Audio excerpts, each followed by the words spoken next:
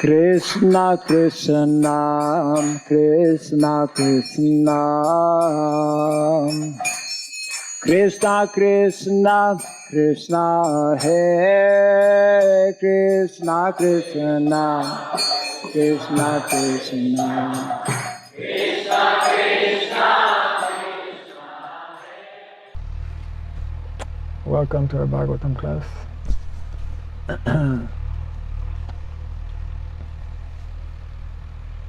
There's another one in case it may or may not help. This one looks. Yep. Anye Chamunaya Suta. Anye Chamunaya Suta. Vidam. Scholars of the Vedas. Scholar of the Vedas. Srestaha. Seniormost. Seniormost. Seniormost. Seniormost. Yeah. Bhagavan. Incarnation of God. Incarnation of God. Badarayanaha. Vyasadeva. Anye, with physical and metaphysical knowledge. Physical and above physical. Yeah, metaphysical. Atato Brahma Jigyasa. Yeah. Yes. Very famous, well known. And I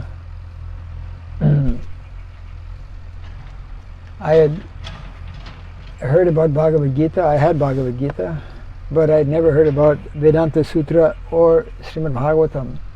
So, you know, when a book begins with Atato Brahma Jigyasa, it means we're going to be talking about some serious subject matter. Atato Brahma Jigyasa, now that we have, by some great fortune and after a very long evolutionary process, we have acquired this human. We can begin to inquire about transcendental, subject matters. So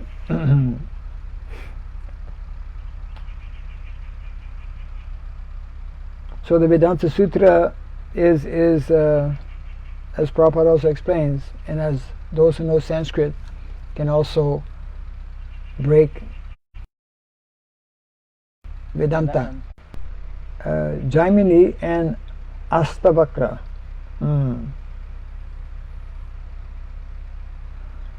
Theism is explained completely in the Vedanta Sutra, whereas in other systems of philosophical speculations, practically no mention is given to the ultimate.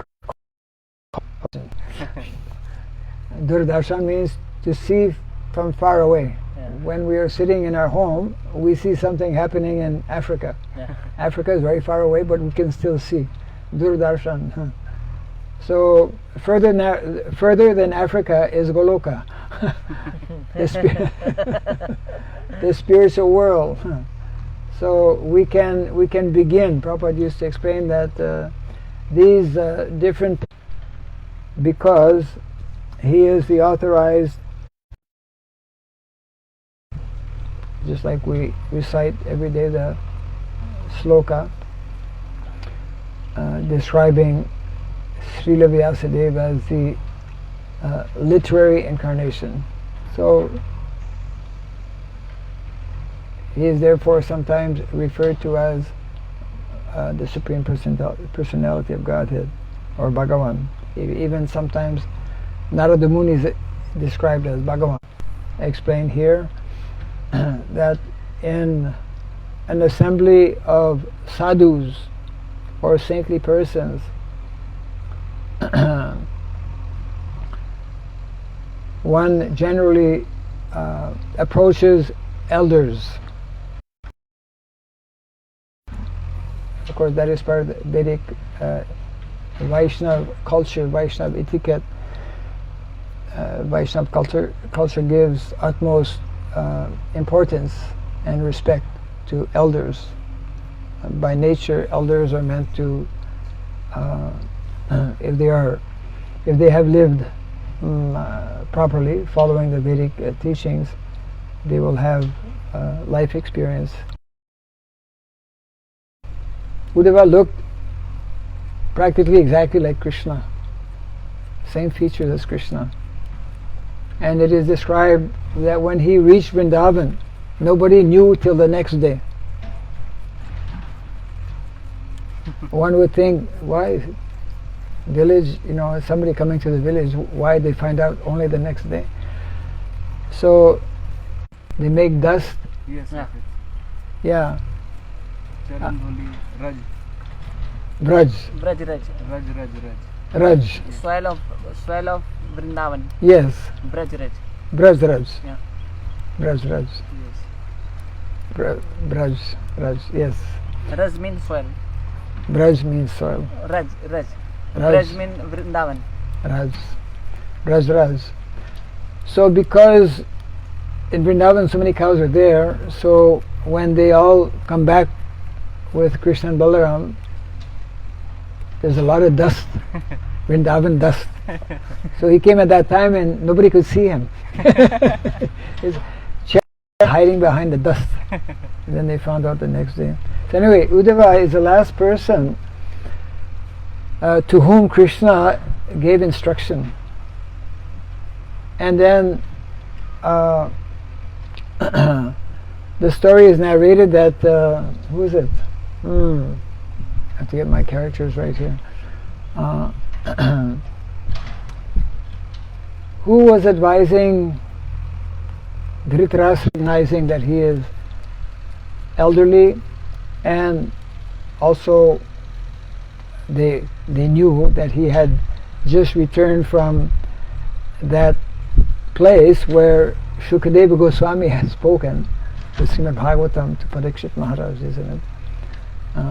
And they knew that he was, that is a wonderful thing in the Vedic culture.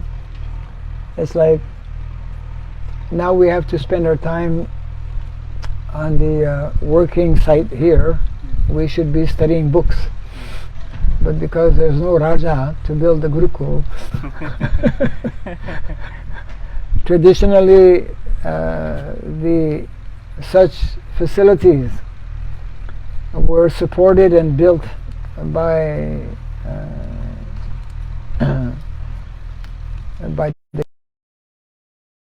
supported in sadhus in general, as we know. Kings would arrange all kinds of facilities for all the citizens, but especially they would give special care and attention, as we know, to brahmanas and to cows, like that. Yeah.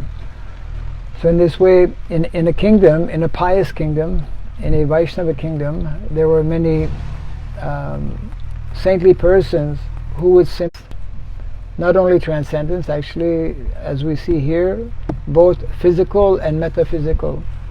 In other words, both material subject matter and transcendental subject matter form the Vedas.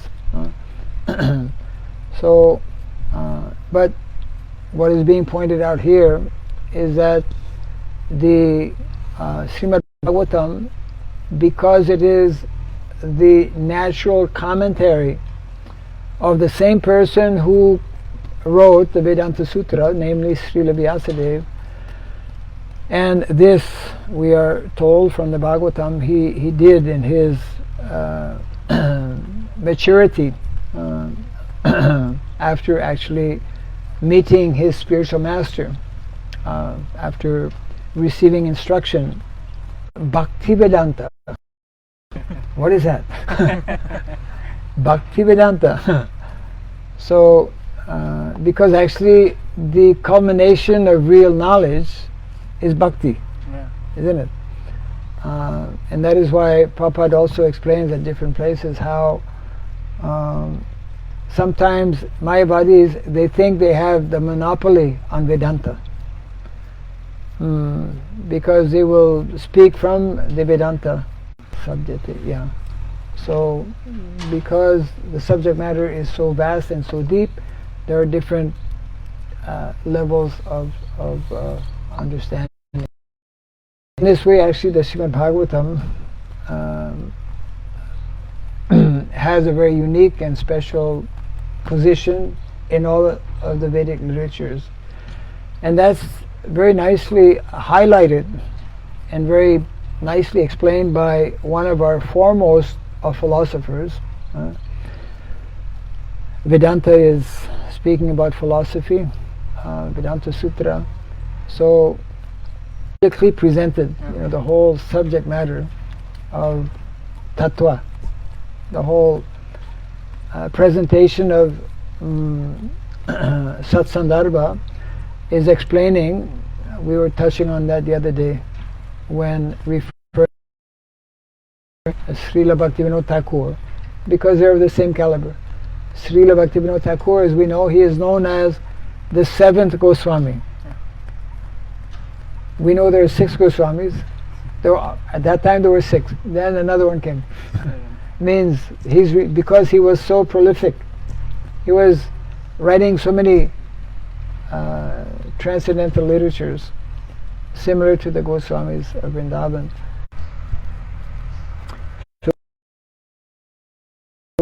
And that's, of course, an important point.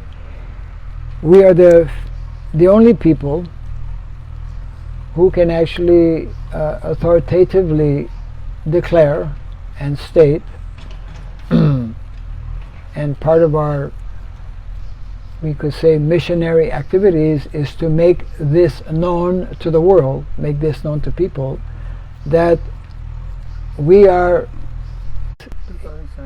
2027, 50th anniversary of Prabhupada's Tirubhavtiti. Yeah. 1977 to 2027. If you calculate, it's 50. So they had different guests. They had this different people speaking, giving their memories, and there was this one very high placed. He was a director, I think maybe in the government somewhere. And many, many years ago, he had come in contact with devotees. He had gone to seminary. I remember him explaining that because I could relate to that, because I also went to seminary when I was younger. What we call Christian Gurukula. Christian Gurukula. So he went to Gurukula, and at some point he asked, in a Gurukula, in a seminary, mostly it is priests who are teaching. Yes. Yeah. Just like in a Gurukul, it's not people who smoke cigarettes who are teaching too. Someone who was in the seminary, this is how it was presented to me. Don't try to understand, it's a mystery. When I came to Krishna consciousness, immediately could understand. Father is Krishna, the Son is all his created living entities, and the Holy Ghost is Paramatma in the heart. So he wasn't satisfied with that answer. So he started looking and reading and whatnot. And one time he came in contact with devotees. This was in Hawaii. And then he could see the devotees were very sincere and very serious in their practice. Got some books by Srila Prabhupada, started to read, and my God, he came to know who the Father is. The Father is Krishna. So he started, although he remained in his, he didn't become like a full-time devotee in the traditional sense, but he was explaining all this, as part of the Golden Jubilee in Hawaii. I think it was last year or something. And it was very nice to hear his of Srila Prabhupada, of the Hare Krishna movement, and his realizations also. And this actually will happen more and more as people read Prabhupada's books,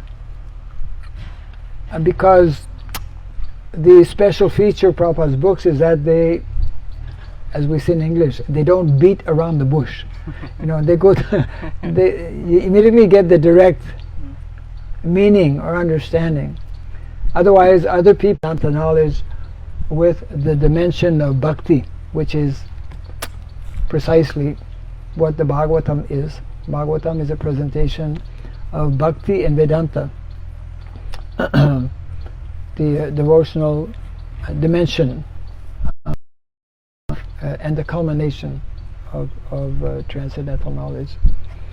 So that is our a great fortune to actually be able to read about this, and the more we consider ourselves fortunate in having this knowledge and cultivating this knowledge, then we should of the knowledge that is given in the Bhagavatam. Any quick comment or question? One question, Maharaj. Yeah. And then nowadays sadhus have to make if we want to open a gurukul, then sadhus have to build. If you want to open a now, yeah. then what is the chance in future or some year after ago in the system of gurukul, like What is the chance that it will continue? Yes. These gurukulas that Prabhupada wanted us to establish, one of the purposes of the gurukulas is to train up people to become kings.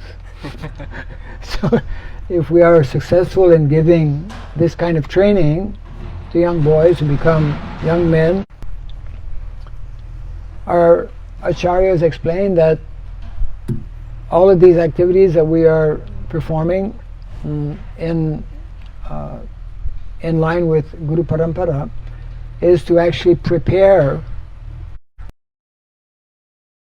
a situation where this golden age will manifest, golden Satya Yuga. So it means that in Satya Yuga there will be qualified leaders. And at some point monarchy will be established, but right now monarchy is unknown practically to everyone, is unknown in many ways to devotees also, because we are leaders. So one can be a qualified leader in any kind of, we could say, political system. Even one may not have monarchy as today. So Prabhupada in one lecture very nicely, and he said, and now all over the world we have democracy. So democracy means that by popular vote. So he said, now that we have this system, then you convince more and more people so that they can vote someone, and someone means a Vaishnava, to become president of the country. And then an important principle, to be teaching the standard knowledge that is given within the Vedic literatures, which is unchanging knowledge. You know, the essence of that knowledge actually is unchanging, and it will be applied according to time, place, and circumstance. So because our acharyas are telling us, explaining, it is there in the Shastra that we are laying the ground for, you know, a new age. So therefore, if we are attentive and serious in executing the desires and the orders of our founder Acharya, which is that of all the previous acharyas also, then a very important dimension or aspect of that will be to establish gurukulas. The more gurukulas we establish, the more Varnasrama colleges we establish, then we will have people, devotees, who will become knowledgeable, who will become trained up. And we are very fortunate, because even to build our gurukul, somehow or other gurukul is coming up, and at some point we will have more time to sit in the Vidyapit. That will become more of our main activity. Maharaj, can a Gurukul boys play both role like Brahman or Kshatriya? If there's a need for someone to play the role of a Kshatriya, then he may play that role also. So it will be judged or it will be seen according to each individual personality. So because there's a lot of mixture and also overlapping of the gunas, initially it will take some time, but the more, that's an important aspect actually, the more we live naturally, the more we live as the Vedic culture let's say encourages and teaches in terms of agrarian lifestyle. That's an important dimension that we don't think about sufficiently, but Vedic culture is primarily agrarian culture, and there's a more obvious division of labor. So the more we do this, the is the Vrindavan life, which is why Srila Prabhupada mentioned make Vrindavan. Make Vrindavan means make Vrindavan villages. Yeah. And this will be like a small Vrindavan village. Yes, Maharaj. That's why I want to keep